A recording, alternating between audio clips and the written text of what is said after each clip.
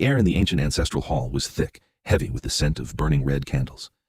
Grandmother Huang stood before the altar, her eyes tightly shut as she raised the long incense sticks. The curling incense smoke pierces through the heavenly courts. Suwan sincerely invites the immortals to descend. For what reason is the household restless? Let the fortunes and misfortunes be clearly told. Execute this command swiftly like a law.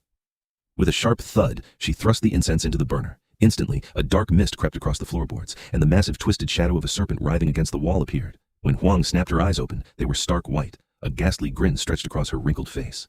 "Snake debt," she rasped, her voice dripping with malice. "Entangling the body, snake scales covering the flesh. You must repay the debt, otherwise, death."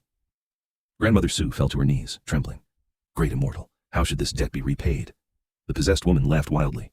"A snake debt shouldn't be asked of me, it should be asked of your own ancestors."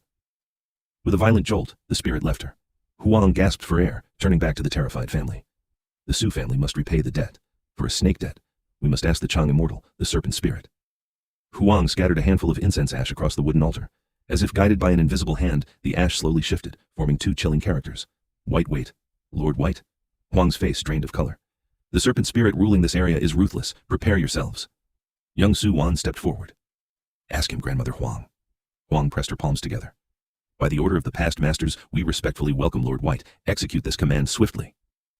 She slammed her forehead against the floor. The incense exploded into a violent flame, burying the room in thick white smoke.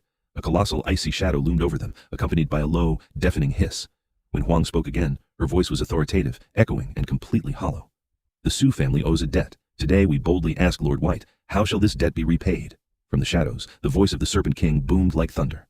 "A life for a life. Everyone in the Su family must be wiped out completely." Grandmother Su wept bitterly, bowing frantically. "Great immortal, take my old life instead. Please let my granddaughter live."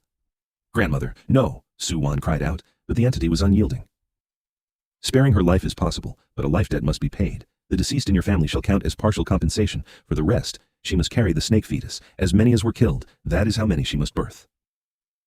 Above them, a massive double-headed white serpent manifested from the ceiling. Before Su Wan could scream, it lunged directly into her chest. Black, terrifying snake scales erupted across her face, mirroring the agony in her eyes.